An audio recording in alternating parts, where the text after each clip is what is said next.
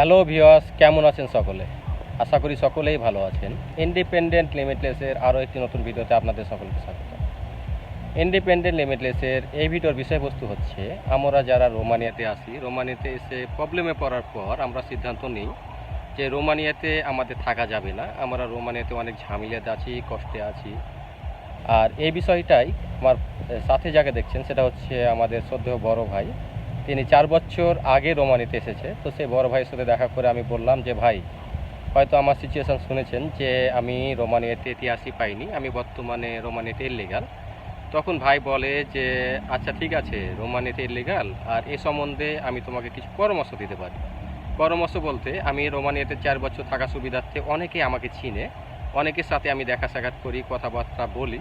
তো তারা যে কথাগুলো আমাকে বলে বা তারা কেমন আছে, এই সিচুয়েশনগুলো জানার পর আমি যেটা দেখলাম যে রোমানিয়াতে অনেক ভবিষ্যৎ ভালো আছে। তো আমি যেটা ক্যালকুলেশন করে দেখেছি যে রোমানিয়াতে তো আমি কিছুই করতে পারলাম না, ভবিষ্যৎ এরকম ভালো পাইলাম না। তো ভাই যখন এই কথা বলছে, তো আজকে ভাবছি যে ভাইয়ের মুখেই শুনবো যে রোমানিয়াতে কী অপরচুনিটি আসতে পারে বা কী একটা ভালো ভবিষ্যৎ আছে, সেগুলোই শুনবো। তো চলুন ভিডিওটি শুরু করা যাক।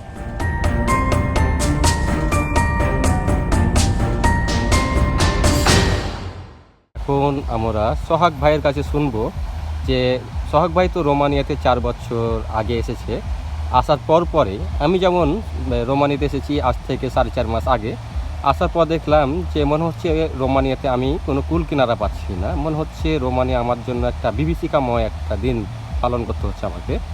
তো ভাই, আমি যে রোমানিয়াতে 4 মাস থেকে মনে হচ্ছে কোনো কুল কিনারা পাচ্ছি না। তো আপনি যে বলেছিলেন যে রোমানিয়াতে আমাদের অনেকের সাথে দেখা হয় বা আমার অনেকের সাথে দেখা হয় আমি পুরাতন হওয়ার কারণে।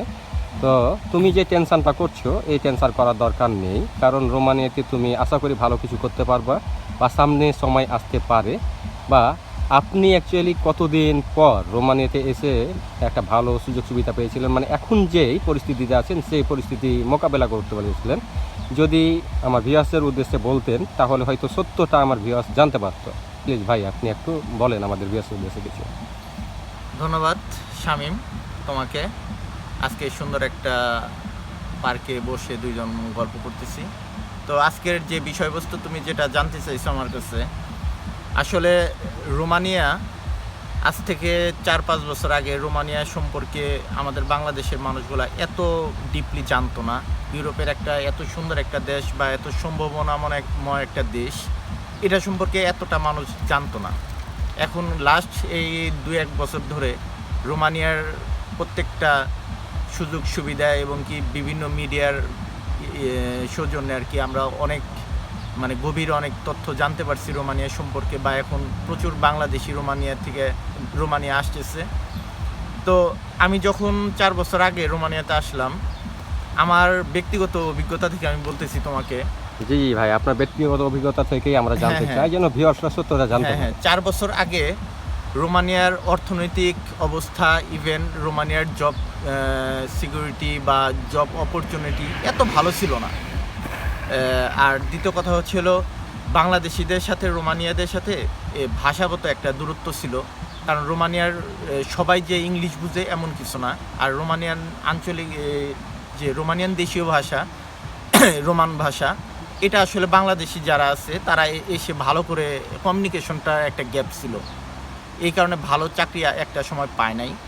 তো এখন রোমানিয়ার অবস্থা এবং কি রোমানিয়ান বাংলাদেশিদের একটা কমিউনিটি হয়েছে, এবং বাংলাদেশিরা তাদের কর্মদক্ষতা দিয়ে তারা খুব ভালো ভালো পজিশনে চাকরি করতেছে। এখন রোমানিয়াতে বাংলাদেশিদের ভালো একটা অবস্থান বা সম্মান তৈরি হয়েছে। আর দ্বিতীয় কথা হচ্ছিল, রোমানিয়া থেকে যারা গেম দিয়ে ইটালি, ফ্রান্স বিভিন্ন দেশে চলে গেছে, তারা এখন আফসোস করতেছে। মূলত আমাদের বাঙালি যারা আছি আমরা, আমাদের আসলে অপেক্ষার সময় আসলে ধৈর্য ধরতে পারি না, আমরা অপেক্ষা করতে পারি না। আমি যেরকম 4 বছর অপেক্ষা করার পরে আজকে আমি একটা সেনজেনভুক্ত কান্ট্রিতে আছি, এটা আমার অপেক্ষার ফসল।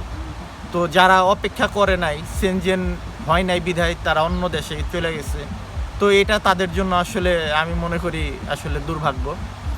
তো এখনও আমার অনেক শুভাকাঙ্ক্ষীদের সাথে কথা বলি, তারা সবাই খুব ভালো নাই। ইটালিতে যারা, ফ্রান্সে যারা আছে, এরা খুব একটা ভালো নাই, বলে যে আমরা এখনও লিগেল হইতে পারি নাই। মানে এখানে একটা জিনিস বোঝাচ্ছে যে আমরা অনেকে এরকমটা যে নদীর এপার থেকে মনে হয় ওপারটা অনেক সুন্দর, আসলে হ্যাঁ, যখন ওপারে যাই তখন মনে হয় যে না, এপারে থেকে মনে হচ্ছে ওপারটা অনেক সুন্দর, ওই এরকমটা পাটটা হয়। ওই পাটটা অনেকটা সুন্দর, কিন্তু আমরা কিন্তু যতটুকু আসলে জানি বাস্তবে যে আসলে এরকমটা না। আমার সবচেয়ে বড় কথা হচ্ছে রোমানিয়াতে, জাস্ট একটা উদাহরণ দিই আমি, 1 লিটার একটা পানির বোতল কিনবেন আপনার সর্বোচ্চ 3 লেই বাংলাদেশের টাকা কনভার্ট করলে 3×25 75 টাকা বর্তমানে। আর আপনি ইউরোপে, সেন্ট্রাল ইউরোপে যেরকম ইটালি, ফ্রান্স, জার্মানিতে যান, 1 লিটার পানির দাম 3 ইউরো। 3 ইউরোতে বাংলাদেশে প্রায় 360 টাকা, মানে 120 টাকা করে জিততে হয়, তাও 360 টাকা। 360 টাকা। তো রোমানিয়াতে খাবার দাবারের খরচ একদম বাংলাদেশি খরচের মতোই, সিমিলিয়ার। তো তো ভাই খুব বেশি খরচ আরেকটা না। আর জিনিস জানা ছিল, সেটা হচ্ছে যে রোমানিয়াতে আসার পর অনেকেই টিআরসি পাচ্ছে না, কোম্পানি খুঁজে পাচ্ছে না, কাজ হ্যাঁ, পাচ্ছে না। এই সমস্যাতে ব্যাপারে আপনি কারোর সাথে কোনো কথা হয়েছে? এই সমস্যাটা আগে ছিল। বর্তমানে যদি কেউ বাংলাদেশ থেকে রোমানিয়াতে আসে, প্রথমে এই ওয়ার্ক পারমিটটা বের হওয়ার আগে ওই কোম্পানির তথ্য নেয় রোমানিয়ান ইমিগ্রেশন, যে এই কোম্পানির নামে আসলে কোম্পানি আছে কিনা প্র্যাকটিক্যালি, এবং কি সেই কোম্পানিতে লোক লাগবে কিনা, প্রয়োজন কিনা। যদি দেখে হ্যাঁ কোম্পানিতে লোক আছে, লোক প্রয়োজন আছে, তখন তারা ওয়ার্ক পারমিট বের হয়, এবং কি সেই ওয়ার্ক পারমিট অনুযায়ী তারা দিল্লিতে অ্যাম্বাসি ফেস করে বা ওইখানে ইন্টারভিউ দেওয়ার পরে তাদের ভিসা লাগে। কিন্তু একটা সময় ছিল আগে যে কোনো খোঁজ খবর রাখতো না, কিছু না, মানে শুধুমাত্র নামে কোম্পানি আছে কিন্তু প্র্যাকটিক্যালি কোনো কোম্পানি নেই। এই ফেক কোম্পানিগুলোর মাধ্যমে যারা রোমানিতে আসছে বা সামনে আসতে চায়, এদের জন্য বিপদ। কিন্তু লিগেল যদি কোম্পানি ধরে কেউ যদি ওয়ার্ক পারমিট বের করে রোমানিয়াতে আসতে পারে, তাহলে তাদের জন্য কোনো সমস্যা নাই, তাদের জন্য খুব ভালো।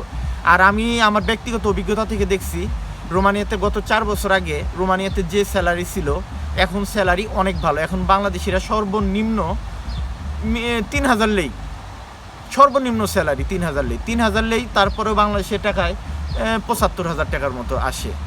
তারপরে কোম্পানি তাদের থাকা দেয়, খাবারের জন্য এক্সট্রা টাকা দেয়। তো সব কিছু মিলে আমি মনে করি রোমানিয়াতে স্টে করলে ফিউচারে খুবই ভালো একটা সুযোগ সুবিধা আসবে। আর সবচেয়ে বড় কথা, সেনজেনভুক্ত সব দেশেরই সুযোগ সুবিধা সেম। আমি রোমানিয়াতে থাকি, রোমানিয়ার টিআরসি কার্ড দিয়ে ইউরোপের প্রত্যেকটা দেশ আমার জন্য উন্মুক্ত। আমি বিভিন্ন ধর্মীয় এই দেশের অনুষ্ঠানগুলোতে ছুটি পাওয়া যায়, সপ্তাহ, 1 সপ্তাহ, 2 সপ্তাহ বা 2 দিন 3 দিন। তখন আমার যখন ইচ্ছা আমি ইটালি যাইতে পারতেছি, ফ্রান্স যাইতে পারতেছি, ঘুরতে পারতেছি।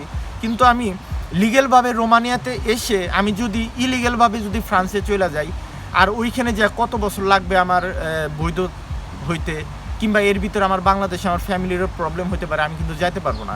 তো আমি মনে করি 2 টাকা ইনকাম কম হোক বা কিছু টাকা আমার উপার্জন কম হোক, কিন্তু আমি কন্টিনিউ বাংলাদেশের সাথে যোগাযোগ করা বা দেশে যাইতে পারি বা ফ্যামিলির দেখতে পারি, এরকম ভাবে যদি কেউ যদি থাকতে চায় লিগ্যালভাবে, রোমানিয়া আমি মনে করি পারফেক্ট একটা জায়গা। আর ইউরোপের সৌন্দর্য যতগুলো দেশ আছে তার মধ্যে রোমানিয়া মোটামুটি প্রথম 5টা দেশের ভিতরে একটা।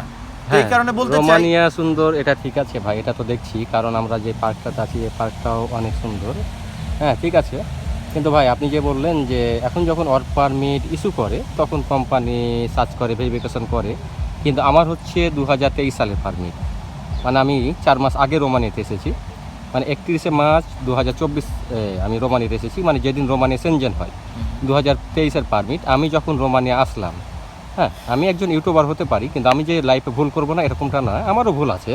আমি যখন আসলাম, আসার পরে দেখলাম যে আমার কোনো কোম্পানি নাই। আমি পুলিশ প্রশাসনের সাথে দেখা করলাম, শাহিন ভাই, বললো স্ক্যামার। আমি আপনাকে একটা কথা বলি, মূলত রোমানিয়ার একটা মানে গোপন একটা তথ্য বলি, আপনি শুধু ইলিগেল না, রোমানিয়াতে বাংলাদেশিদের ভিতরে প্রায় 60% বাংলাদেশি আছে ইলিগেল, আর 40% হবে লিগেল।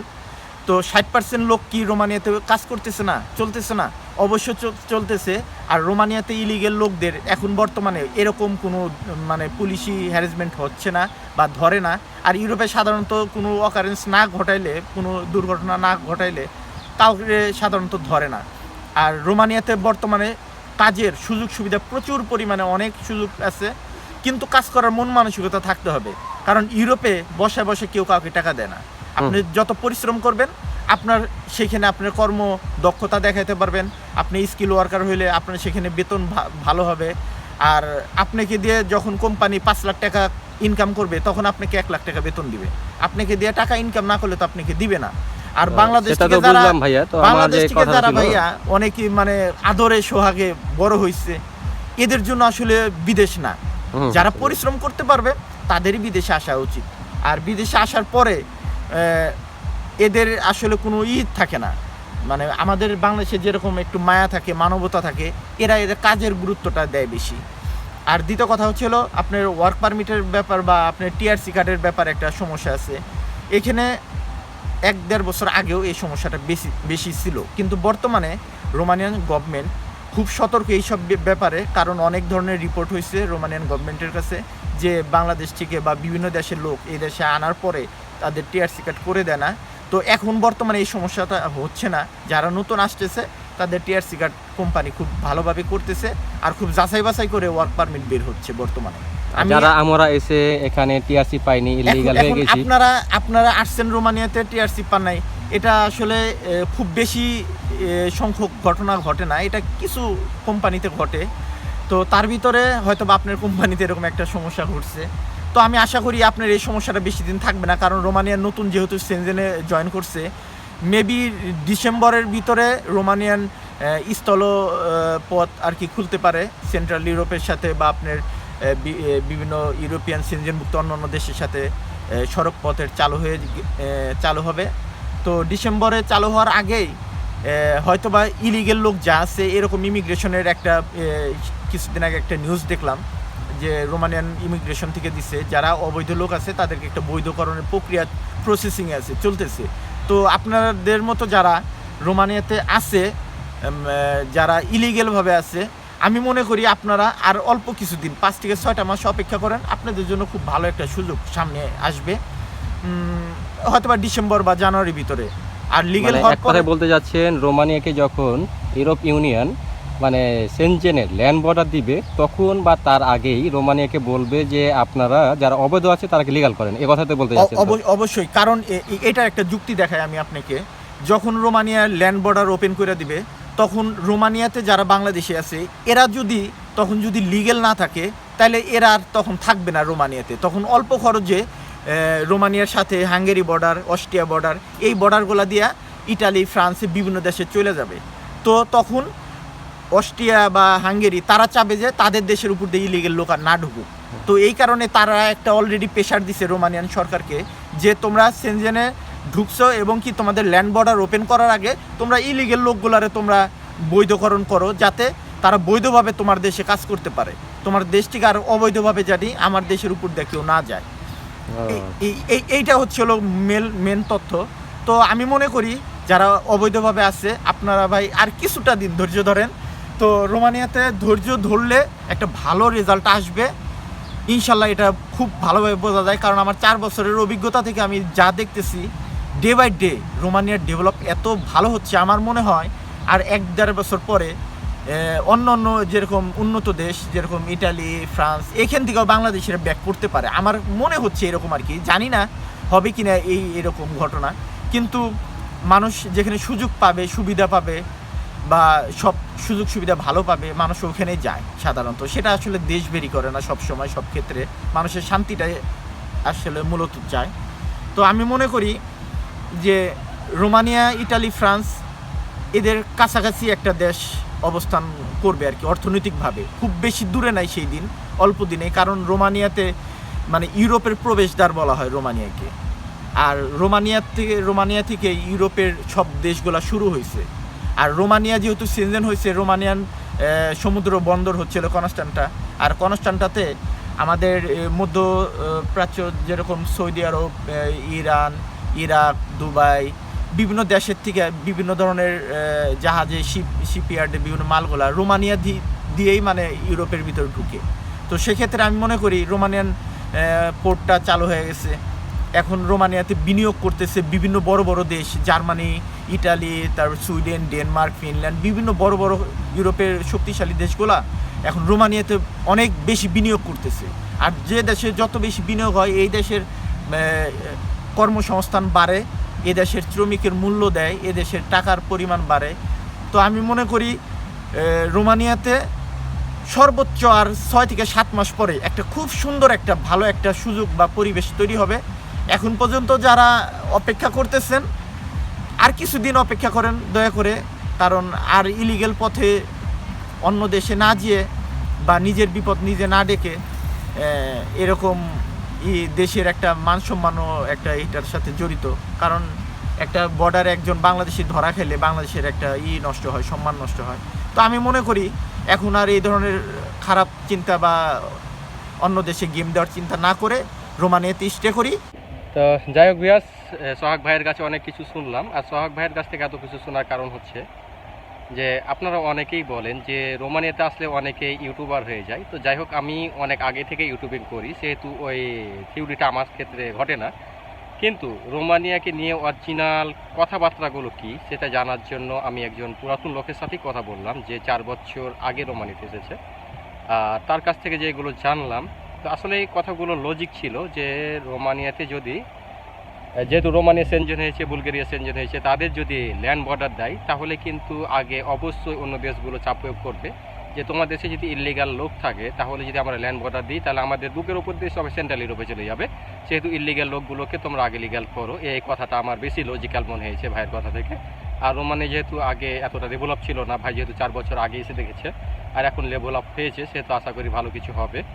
আর ভাইয়ের সাথে আমি একটা কথা বলে জানতে পারলাম যে রোমানিয়াতে আসার পর ভাইও 6 মাস একটু ঝামেলাতে ছিল, 6 মাস পর ভাইয়ের একটা ভালো দিক এসেছে।